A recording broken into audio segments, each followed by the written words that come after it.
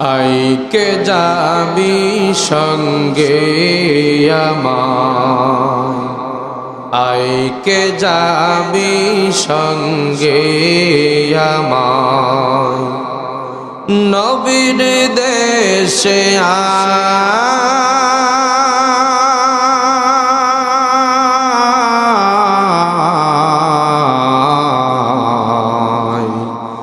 নবীর দেশে আয়, যেথায় মরুর ধুলো মুক্ত হলো, যেথায় মরুর ধুলো মুক্ত হলো, লেগে নবীর পায়, আইকে যাবি সঙ্গে আমায়, আইকে যাবি সঙ্গে আমায়, নবীর দেশে আয়,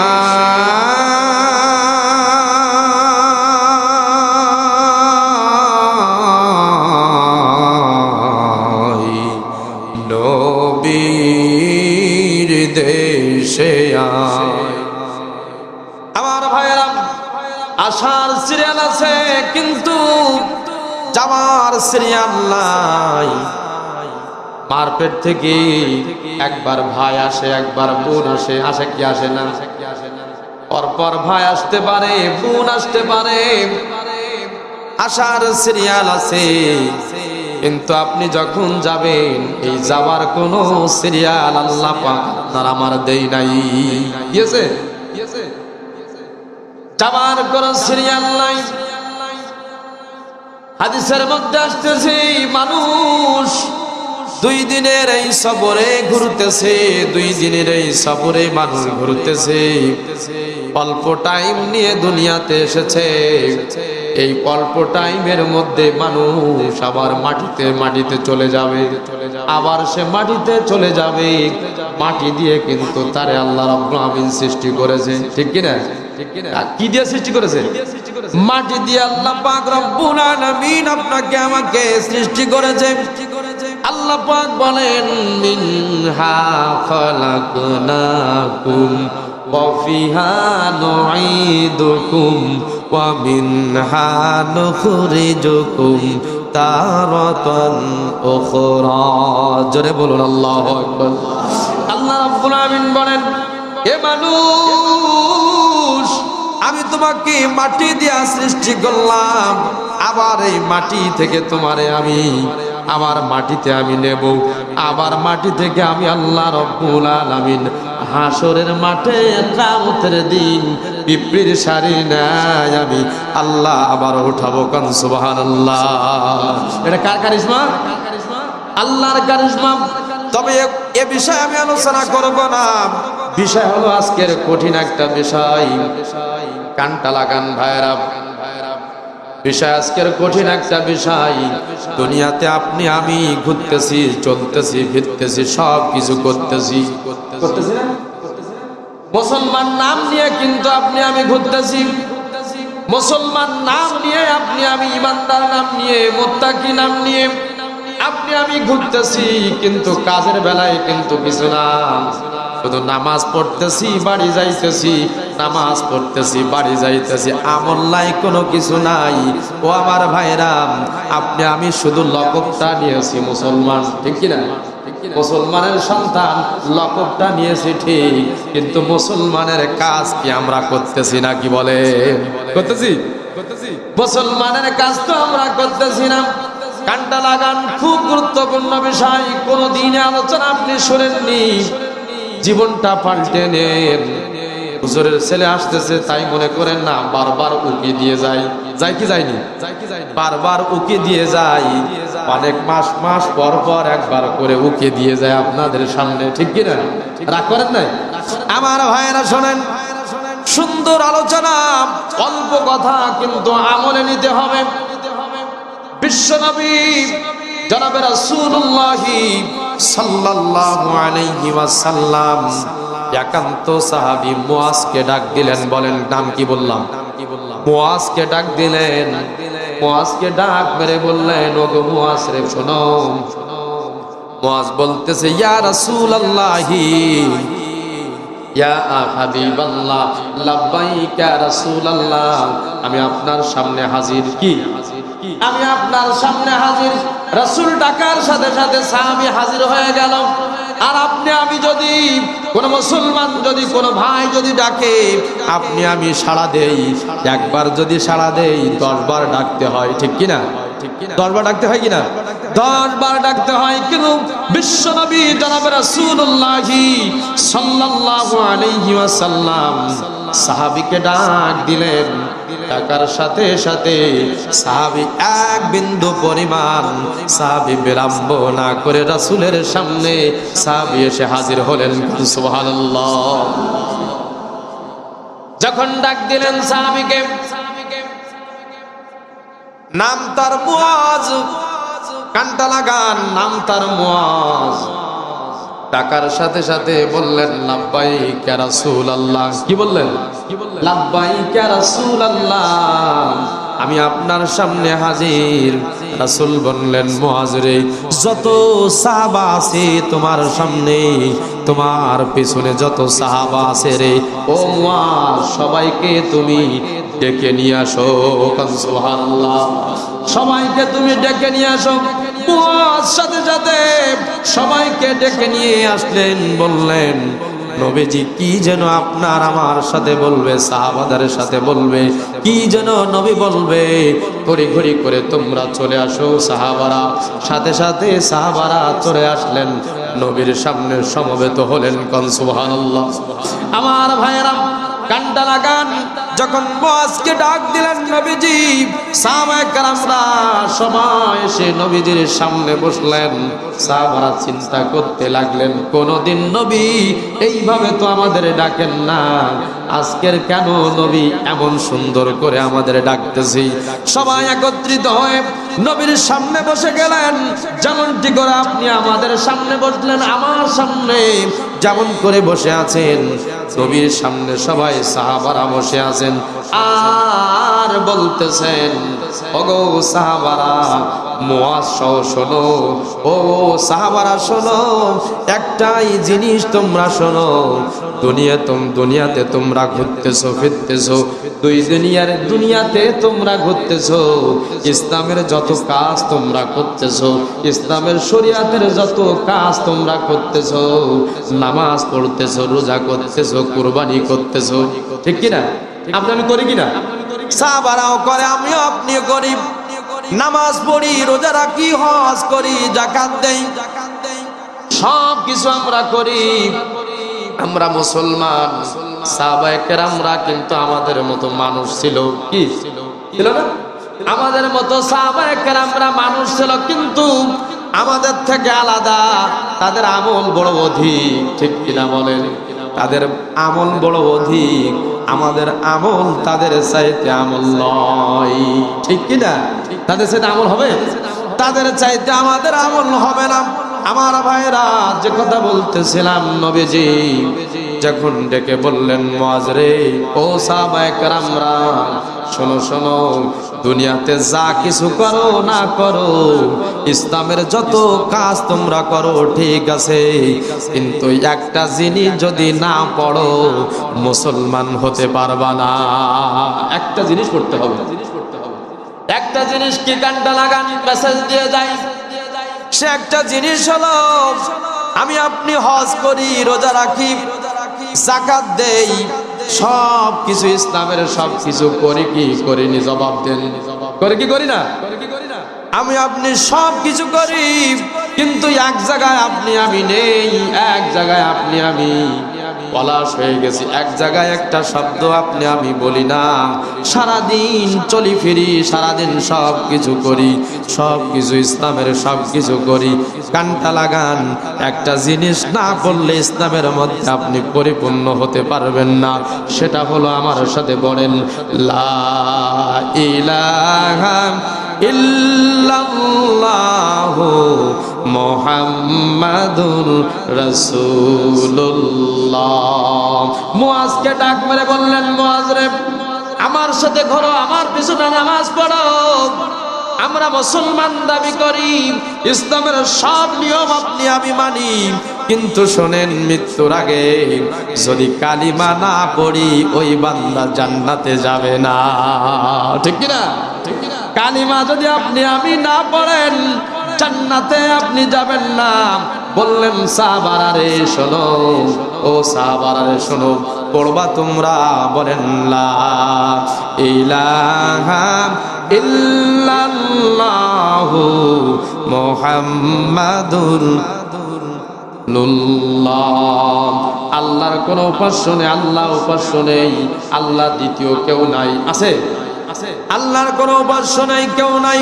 মুহাম্মাদুর রাসূলুল্লাহ সাল্লাল্লাহু আলাইহি ওয়াসাল্লাম আল্লাহর প্রেরিত একজন রাসূল বা বান্দা। ঠিক কি না?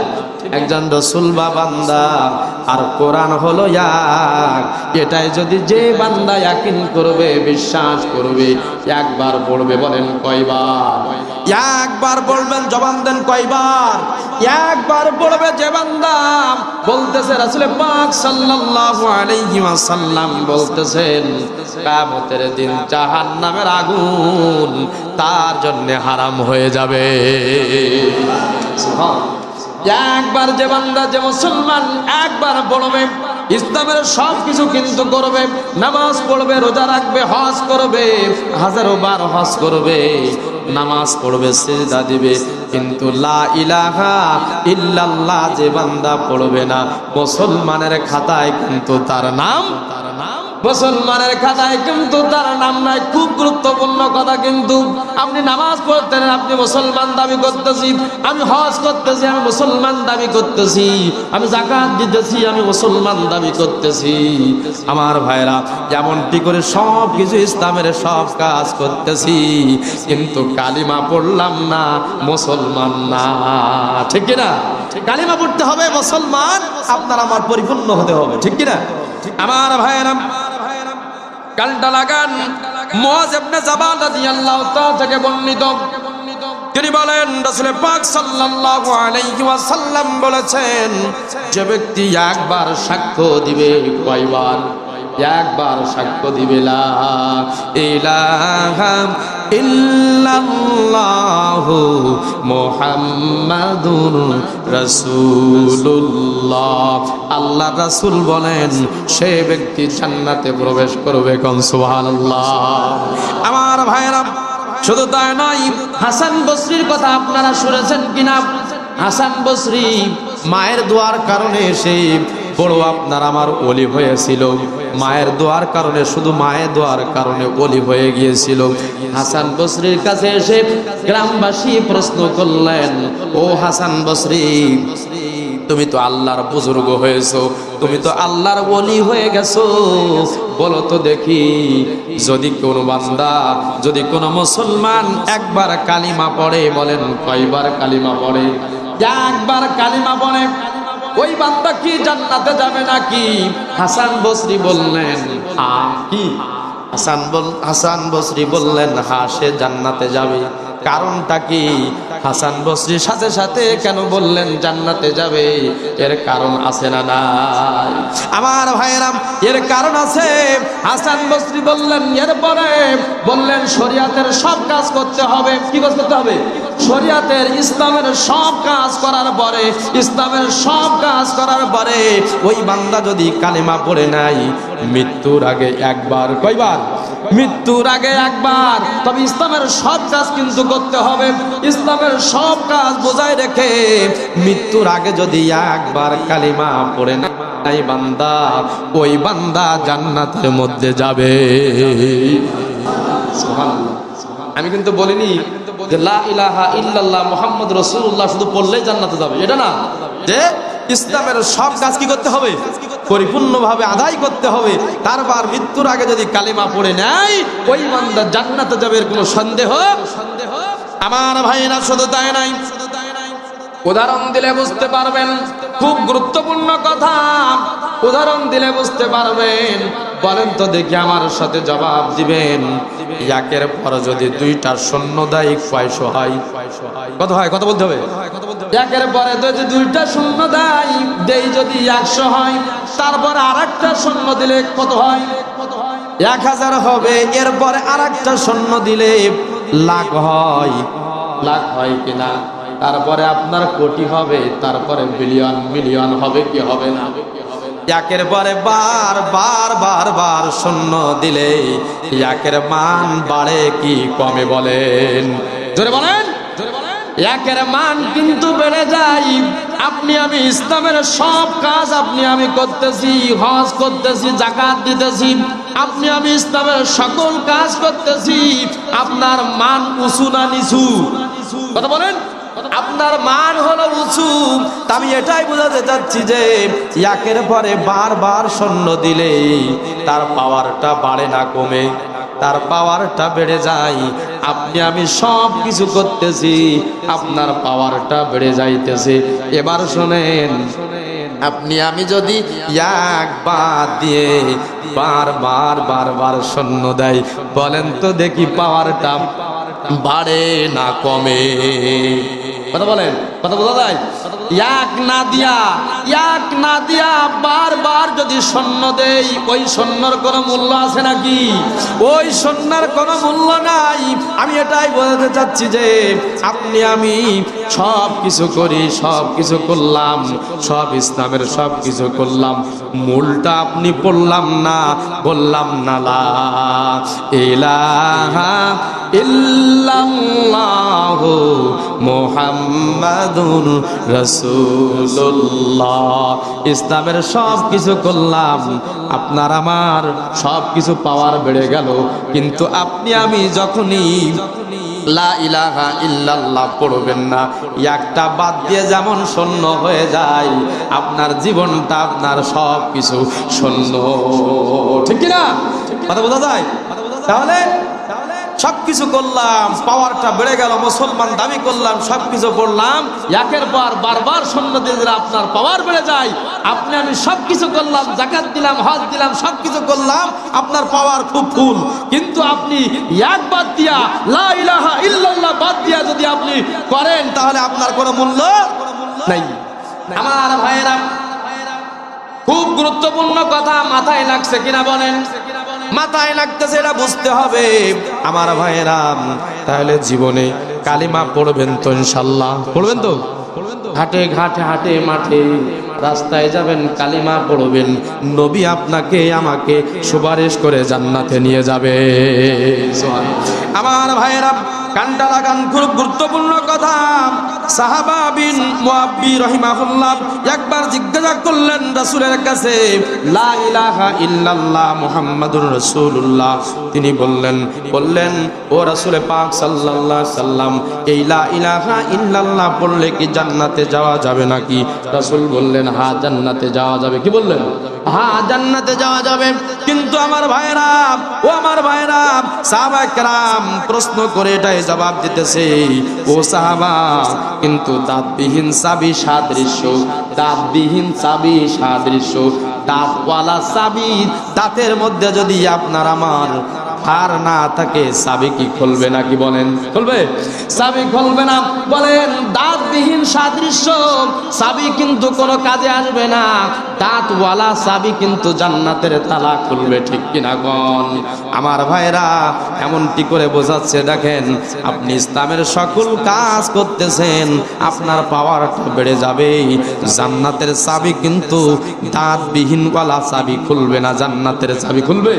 দাঁত নাই, দাঁতবিহীন সাদৃশ্য চাবি কিন্তু জান্নাতের চাবি খুলবে না। আমি এটাই বলতে চাচ্ছি যে আপনার সব কিছু ভালো, আপনার আমল ভালো হতে হবে, তাহলে জান্নাতের চাবি আপনার ধার হবে। ঠিক কিনা? তাই বলতেছে যে সাদৃশ্য চাবি কিন্তু দাঁতবিহীন ওয়ালা, দাঁত নাই, কোনো কিছু নাই, শুধু লাঠি দিয়া গোতালে চাবি খুলবে নাকি? বলেন আমার ভাইয়েরা, আপনার ঈমান আর আমল হলো আপনার চাবি, হলো দাঁতওয়ালা চাবি। ঈমান আর আমল হলো দাঁতওয়ালা চাবি। আর ওই ঈমান আর আমল কাল কিয়ামতের দিন ওই চাবি নিয়া জান্নাতের তালা যখন খুলবেন, আল্লাহ রাব্বুল আলামিন তালাটা আপনার নিজে হাতেই খুলে দিবে। কোন সুবহানাল্লাহ। সম্মানিত হাজির মুসল্লি کرام ভাইরা আমার, আপনার বাড়ি দরজা আছে না নাই? যদি তালা ভালো, সব ভালো, চাবিটি যদি আপনার আমার দাঁত নেই, কোনো কিছু নেই, গিয়ে গুতান, হ্যাঁ তালা খুলবে? তাহলে এটাই বোঝা যাচ্ছে যে ঈমান আর আমল লাগবে। ঈমান আর আমল আপনার আমার দাঁত ওয়ালা চাবি, হ্যাঁ দাঁত ওয়ালা চাবি, দাঁত ওয়ালা চাবি নিয়ে যদি আপনি জান্নাতের মধ্যে যান, জান্নাতের গেটে দাঁড়ান, আপনি চাবি নিয়ে জান্নাতের সামনে দাঁড়ান, আপনি বার খুলবেন দাঁতওয়ালা চাবি, দাঁতওয়ালা চাবি নিয়ে আপনি যখনই খুলবেন জান্নাতের তালা খুলবে কি খুলবে না? তাহলে ঈমান আর আমল হলো দাঁতওয়ালা চাবি। কোন সুবহানাল্লাহ। আমার ভাইয়েরা, কথায় কথা বেড়ে যায়, গুরুত্বপূর্ণ কথা। লা ইলাহা ইল্লাল্লাহ এটা কঠিন ভাষা।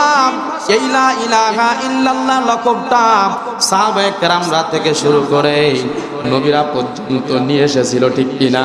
আল্লাহ রাব্বুল আলামিন দিয়েছিল লকব। ওগো নবী, তুমি লা ইলাহা ইল্লাল্লাহ নিয়ে তুমি কাফের মুশরিকদের দাওয়াত দাও। তোমার ওই দাওয়াতে কাফের মুশরিকরা তোমার কাছে চলে আসবে, আর এই লা ইলাহা ইল্লাল্লাহ আবার তোমাকে মারবে, ঠিক কিনা?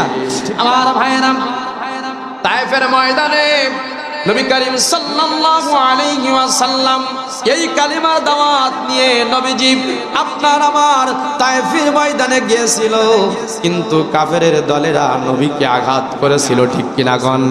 আমার ভাইয়েরা, তায়েফের ময়দানে নবী যখন দাওয়াত নিয়ে গেলেন, আবু জেহেল, উতবা, সাইবার দলেরা, আবু জেহেলের গুন্ডা পান্ডারা, তাদের চেলাবেলারা, আবু জেহেল বলল, ওই যে নবীজি যাইতেছে, নবীজি কালিমার দাওয়াত দেওয়ার জন্য ঘরে ঘরে যাইবে, যাও যাও যাও, ও আমার ছেলেবেলারা যাও যাও, আমি নেতা, আমি তোমাদেরকে বলতেছি যাও, সোনার নবী যাইতেছে, দাওয়াত দিতে যাইতেছে, তাকে তোমরা প্রহার করো, আঘাত করো।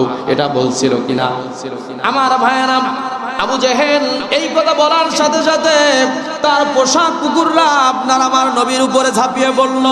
নবীর উপরে ঝাঁপিয়ে পড়ে তায়েফের ওই রাস্তায় দুই ধার দিয়া নবীকে একটা নয়, দুইটা নয়, হাজারো পাথর নবীকে আঘাত করলে। আল্লাহু আকবার। আমার ভাইয়েরা, তায়েফের ময়দানে নবী যখন রাস্তা দিয়ে যাইতেছে, হাজারো পাথর, দুই ধার থেকে পাষণ্ড ছেলেরা, দুই ধার থেকে পাষণ্ড ছেলেরা, একটা নয়, দুইটা নয়, একটা নয়, দুইটা নয়, হাজারো পাথর নবীকে, নবীর গায়ে তার আঘাত করলো। আমার ভাইয়েরা, যে নবীর গায়ে মশা মাছি পর্যন্ত আল্লাহ হারাম করেছেন, ঠিক কিনা গণ? যে নবীর গায়ে মশা মাছি পর্যন্ত হারাম করেছেন, কিন্তু আবু জেহেল ওটা চিনল না। আমার ভাইয়েরা, ও আমার ভাইয়েরা, আপনজনেরা, নবী এত কষ্ট পেয়েছে, একটা নাই, দুইটা নাই, হাজারো পাথর মেরে মেরে মাথা থেকে পা পর্যন্ত নবীকে আঘাত করেছে। নবীর জামা মুবারক ভিজে গেল, নবীর জামা মুবারক গুলো ভিজে গিয়েছে, নবীর দাড়িটা রক্তে ভিজে গিয়েছে। আমার মায়েরা, শুধু তা নাই, তাফসীরের মধ্যে আসতেছে তারা যখন নবীকে মারতেছে, পাথরে আঘাতে আঘাতে নবীর দুইটা জুতা ছিল, জুতাগুলো আটকে গেল, জুতা গেল আমার ভাইয়েরা গার সাথে আটকে গিয়েছে। যেই নবী আপনাকে আমাকে সুপারিশ করবে, কেউ আপনাকে আমাকে সুপারিশ করতে পারবে না হাসরের দিনে। আর ওই আবু জেহেল, উতবা, সাইবার দলেরা নবীকে চিনল না। আমার ভাইয়েরা, ও আমার আপনজনেরা, নবীর তিনবার মুখ টুকরে জমিনে তায়েফের ওই ময়দানে নবী পড়ে গেলেন। তিনবার নবী আঘাত করে করে, তারা তিনবার নবীকে আঘাত করে করে মুখ টুকরে নবী পড়ে গেলেন। আমার ভাইয়ের আকাশ থেকে, মারহামা, আকাশ থেকে দুইজন ফেরেশতা এসে নবীর কানে কানে বলতেছে, ওগো নবী হে, আপনি বলেন, আপনি বলেন, তায়েফের এই দুষ্টু প্রকৃতির ছেলেদেরকে আপনি একবার বলবেন, আমরা এই তায়েফের পাহাড়টা আমরা চাপা দিয়ে তাদেরকে ভিনিশ করে দেব। পারত কি পারত না? আমার ভাইয়েরা, ফেরেশতা এসে নবীর কানে কানে বলতেছে, নবী কিন্তু অজ্ঞান হয়ে পড়ে আছে, নবীর গা মুবারক থেকে রক্ত ঝরতেছে, কিন্তু আল্লাহর দিকে তাকিয়ে আছে। ফেরেশতারা কানে কানে এসে বলতেছে, ওগো নবী আপনি একবার বলেন তাদেরকে পাহাড় চাপা দিয়ে আমরা মেরে ফেলাই। আমার ভাইরা বলেন তো দেখি, নবী যদি একবার অর্ডার দিতেন ওরা কি বাঁচতো নাকি? বলে বাঁচতো? আমার ভাইরা নবী তা না বলে ফেরেশতাদেরকে বলতেছেন, দেখেন কি আপনার আমার নবী বলতেছেন, ওগো ওগো ফেরেশতা শোনো শোনো, আমি যদি তাদেরকে মেরে ফেলাই তাহলে আমার এই কালিমার দাওয়াতটা লা ইলাহা ইল্লাল্লাহু মুহাম্মাদুর রাসূলুল্লাহ। আমার নবী বলতেছে, ওগো ফেরেশতারে যদি তাদেরকে মেরে ফেলাই, যদি অর্ডার দিয়ে দেই, তাহলে কাদের ঘরে ঘরে গিয়া কালিমার দাওয়াতটা পৌঁছে দেবে। কোন সুবহানাল্লাহ।